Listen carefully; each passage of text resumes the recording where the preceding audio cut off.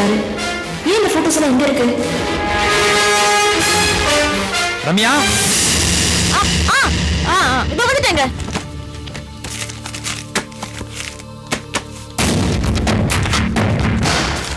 ரம்யா, வந்துட்டேன்.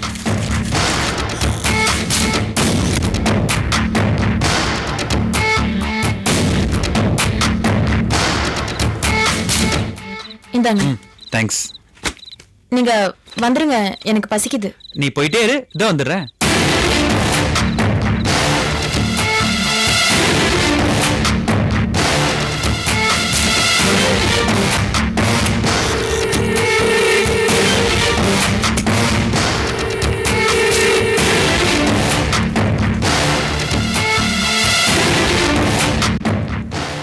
இதுல ஏதோ வில்லங்க இருக்கிற மாதிரி தெரியுது.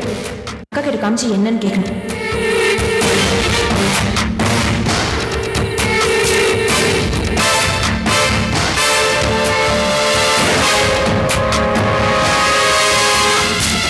ரம்யா, இதோ வந்துட்டேன். நீங்க சாப்பிட உட்காருங்க, வந்துட்டேன்.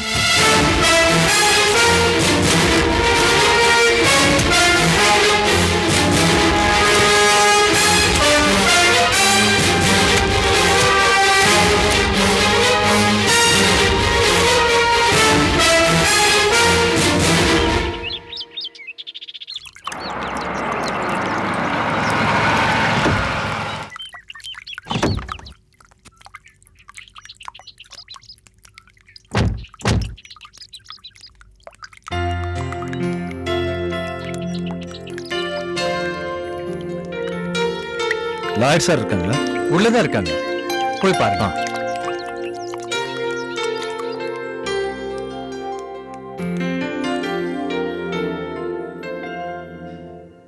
Good morning sir. அடடே, வாங்க வாங்க. சேம்பர் பிரசிடென்ட், எப்படி இருக்கீங்க? நல்லா இருக்கேன் சார். இந்தாங்க. என்ன இதெல்லாம்? சாதிச்சா உங்களுக்கு நன்றி சொல்லத்தான். உட்காருங்க.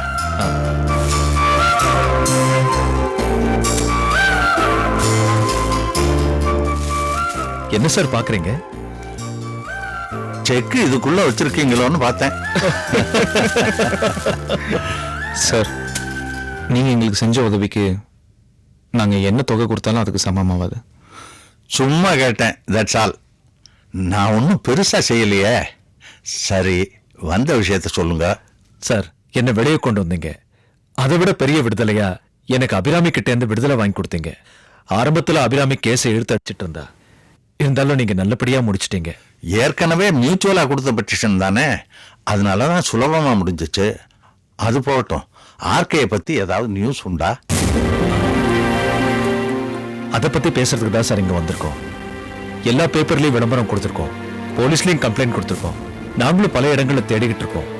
இதெல்லாம் ஒரு பக்கம் இருந்தாலும் டிவியில விளம்பரம் கொடுத்தா அது எந்த அளவுக்கு எஃபெக்டிவா இருக்கும் அதை பத்தி எங்களுக்கு சரியா தெரியல.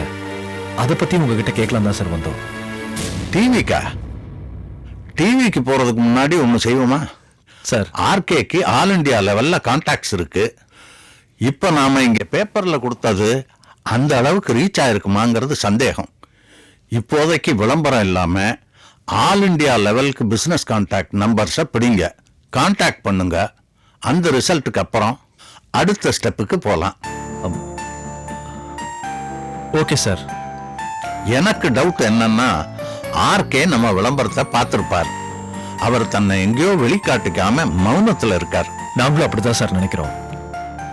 அவரோட மௌனம் கலையணும்.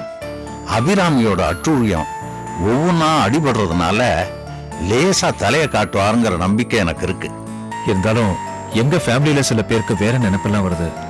ரொம்ப கவலைப்படுறாங்க சார். சேச்சே, அது மாதிரி எதுவும் நடக்காது. எங்கேயோ இருக்கிற ஆர்கேயோட மௌனத்தை கலைக்கிறது நம்ம கையில தான் இருக்கு. அபிராமிக்கு என்ன நடந்தாலும் அதை பேப்பர்ல வெளியில தெரியுற மாதிரி விளம்பரம் பண்ணுங்க. அது மட்டும் இல்ல, இது ஆர்கேக்கு ரீச் ஆகணும். Thank you sir. சார், என்னோட ஆசையெல்லாம் எங்க அப்பா மறுபடியும் தலை நிமிர்ந்து நடக்கணும். இந்த பாசம் அவரை கூடிய சீக்கிரம் கொண்டு வந்துடும். சார், உங்க வார்த்தையை தெய்வ வாக்கா நினைச்சு நாங்க கிளம்புறோம். கவலைப்படாம போயிட்டு வாங்க. நான் சொன்னதை இம்மிடியேட்டா செய்யுங்க. Okay sir. நல்லது, நாங்க வரோம். வாங்க.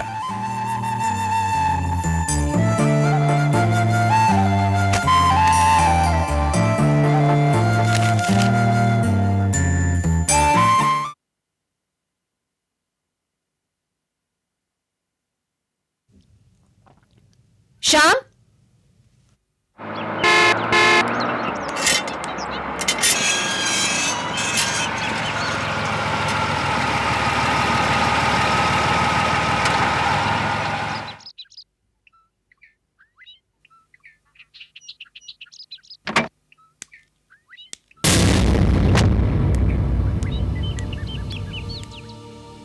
டைம் ஆகுது ஷாம். வந்துடுறேக்கா. ஏய், ரம்யா, என்ன காலையில வந்திருக்க? எனக்கு இருக்கிற டென்ஷன்ல நேத்து ராத்திரி நான் வந்திருக்கணும். என்ன மறுபடியும் உன் புருஷன் கூட சண்டையா? சும்மா இரு ஷாமனா, அதெல்லாம் ஒண்ணும் இல்ல. இத பாரு.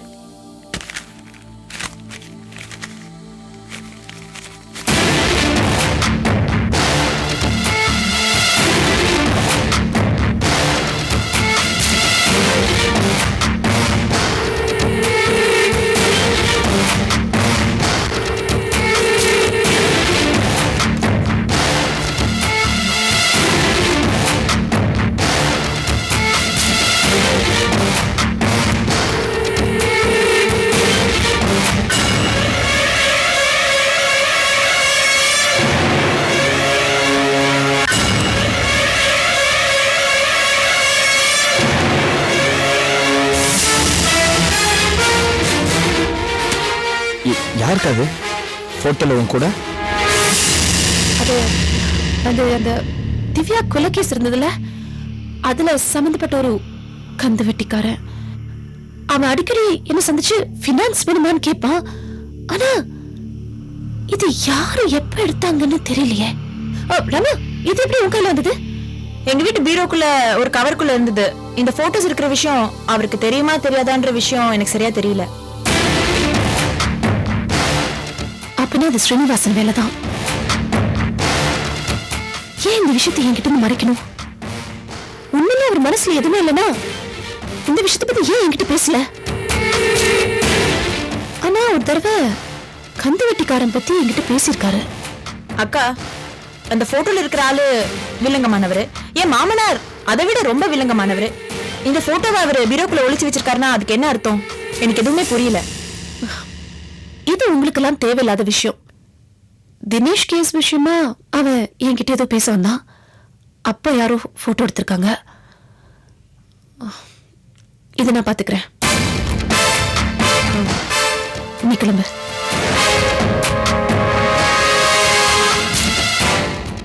ஷாமண்ணா, இவங்க நம்ம கிட்ட இருந்து எதையோ மறைக்கிறாங்க. நான் அப்படிதான் நினைக்கிறேன் ரம்யா. அக்காவை பத்திரமா பாத்துக்கோடா. நான் பாத்துக்கிறேன். பாய்.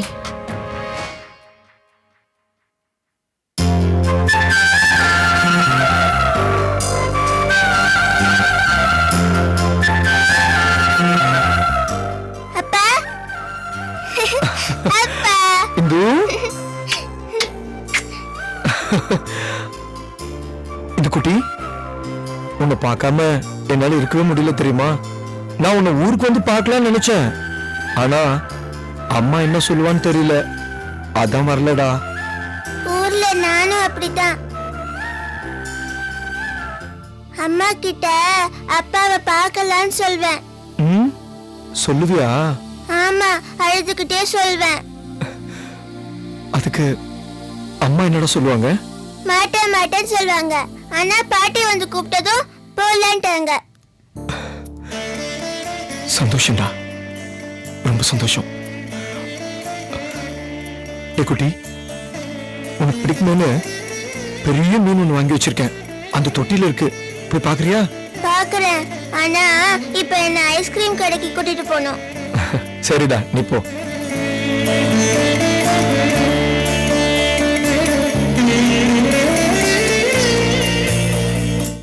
என்னம்மா, இந்து இங்க கூட்டிட்டு வர்றதுக்கு சாந்தி ஒன்னும் சொல்லலையாமா? எனக்கும் அந்த பயம் இருந்தது.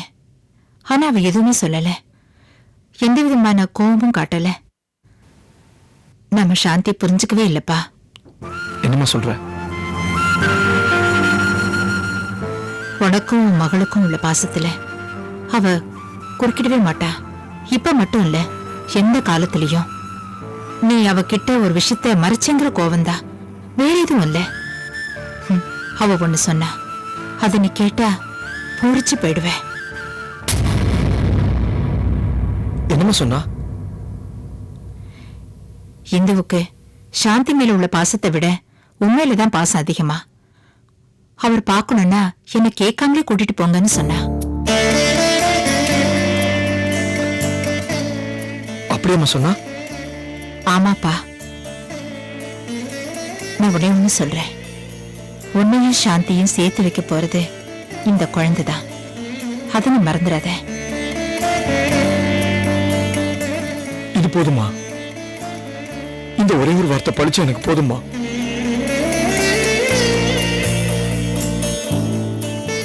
இந்துவை பார்த்துக்குமா? சரி.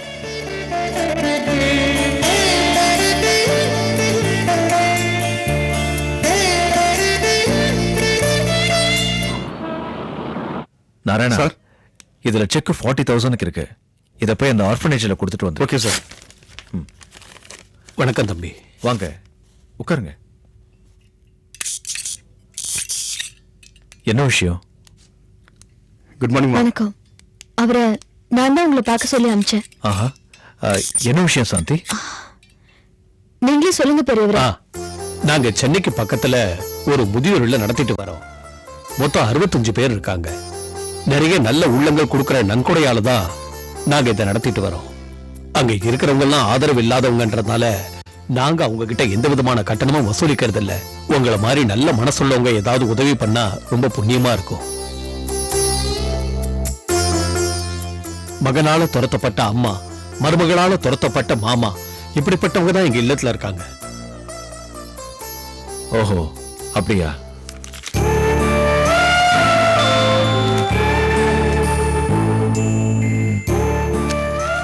சாந்தி, இதுல உனக்கு எவ்வளவு தோணுதோ அவ்வளவு நீயே எழுதி கொடு. மாமா, கமான் சாந்தி. உங்க இல்லம் பேர் என்ன? சத்யா முதியோர் இல்லம்.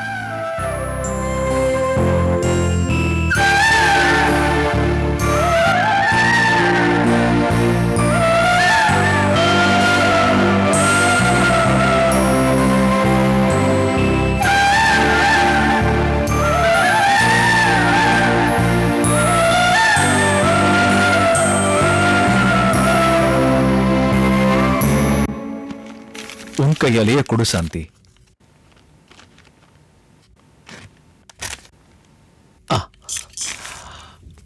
ரொம்ப நன்றிமா. ஐயோ, எதுக்கு என்ன கும்பிட்டுக்கிட்டு?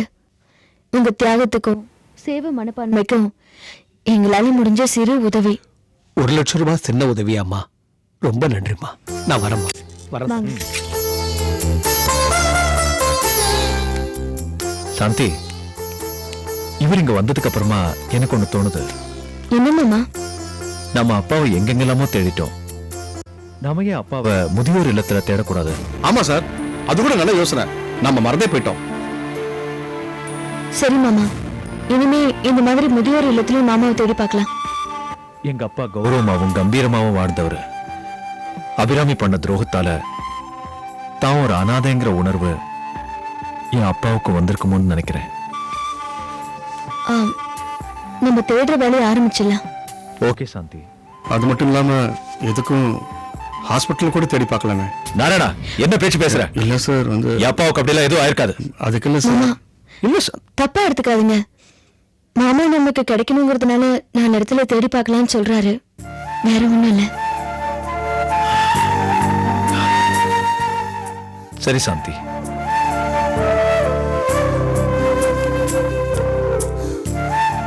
சார் நானும் போயிட்டு வந்துடுறேன். ஆ,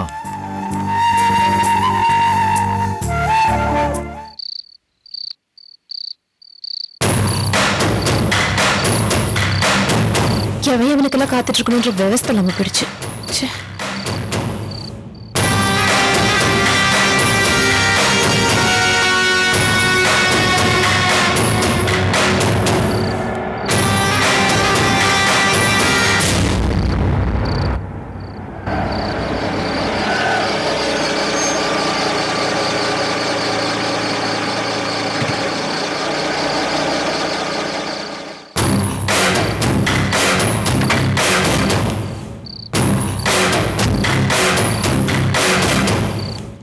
வணக்கங்க மேம். என்னங்க மேம் இப்படி கோவிச்சுக்கிறீங்க? ஓ, கொஞ்சம் நேரம் ஆகி போச்சுண்ணா. உங்களுக்கு என்னங்க மேம், அப்படி இப்படின்னு சம்பாதிச்சு செட்டில் ஆகி போயிட்டீங்க. என்ற பொழப்பு அப்படியா? கடன் கொடுக்கறதுக்கு ஓடணும், கொடுத்த கடன் வாங்குறதுக்கு அலையணுமாச்சே. அதை விடுங்க மேம். இப்போ திடீர்னு போன் பண்ணி எனக்கு இந்த இடத்துக்கு எதுக்கு வர சொன்னீங்க? நீங்க தான் பொது இடத்துல பார்க்க கூடாது பேசக்கூடாதுன்னு 144 தடை உத்தரவு போட்டீங்களாச்சே. ஏதோ பணங்கன முடையாக்கு அதெல்லாம் உங்களுக்கு வராதாச்சே. ஏன்னா உங்களை கேள்வி கேட்கறத புருஷன் குழந்த மாமனார் ஒருத்தருமே இல்லையாச்சே. நீங்க தான் தனிக்கட்டு ராணி ஆயிட்டீங்க. கொஞ்சம் வாய் முடியா? சரிங்க மேமோ. ஆமா, உனக்கு வட்டிக்கு விடுற தொழில் மட்டும்தான் இருக்கா, இல்ல ஆளை மிரட்டுற தொழில் வேற இருக்கா? ஐயோ என்ன சொல்றீங்க? என்ன பிளாக்மெயில் பண்ணி உன் கண்ட்ரோலுக்குள்ள கொண்டு வரான்னு பாக்கலையா நீ? ஐயோ என்ன ஐயோ? பாரு, நீயே பாரு. புடி.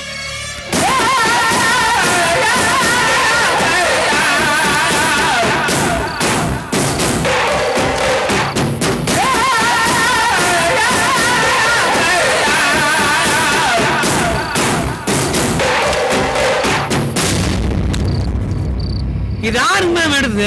எப்படி உங்கள்ட்ட வந்துச்சு? நீங்க ஏதாவது ஆள் வச்சு எடுத்தீங்களாக்க?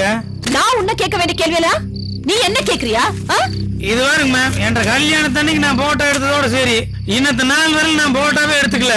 இது யார் எடுத்தாங்க கூட எனக்கு தெரியாதுங்களாக்க.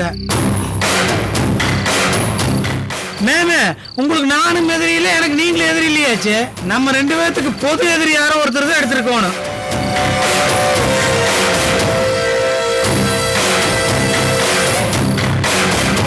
அப்போ நீ இது செய்யலைங்கிறியா? மேம், நான் நாகரிகம் இல்லாதவன் தான், பேச தெரியாதவன் தான். ஆனா இந்த மாதிரி போட்டா புடிச்சு மிரட்டுறதெல்லாம் படிச்சவங்க செய்யற வேலை.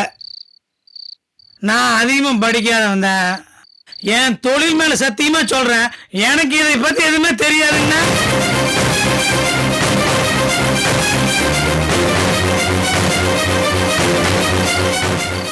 இது வரையில நான் பண்ண காரியம் பூராம உங்களை காப்பாத்துறதுக்கு தான். ஆனா அதுக்காக நிறைய உங்கள்ட்ட காசு வாங்கினா அது இல்லைன்னு சொல்ல. சாமி சத்தியமா இந்த தப்பு நான் பண்ணல மேம். அப்ப வேற யார் பண்ணிருப்பாங்கன்னு நினைக்கிறேன்? மேம், உங்களை பார்த்துட்டு போனதுக்கு அப்புறம் உங்க சம்பந்தி சீனிவாசன் என்னை சந்திச்சாரு. அபிராமி அடிக்கடி பாக்குறிய, அபிராமிக்கு ஏதாவது கடன் கொடுத்தியான்னு கேட்டாரு. அப்படியா? நீ என்ன சொன்ன? ஐயோ, நானெல்லாம் ஒண்ணுமே சொல்லீங்க. அவங்களுக்கு பணம் வேணுமான்னு கேட்டேன், அவங்களுக்கு வேண்டான்னு சொன்னாங்கன்னு தான் சொன்னேன். எனக்கு என்னமோ உங்க சம்பந்தி சீனிவாசன் மேலதான் சந்தேகமா இருக்கு.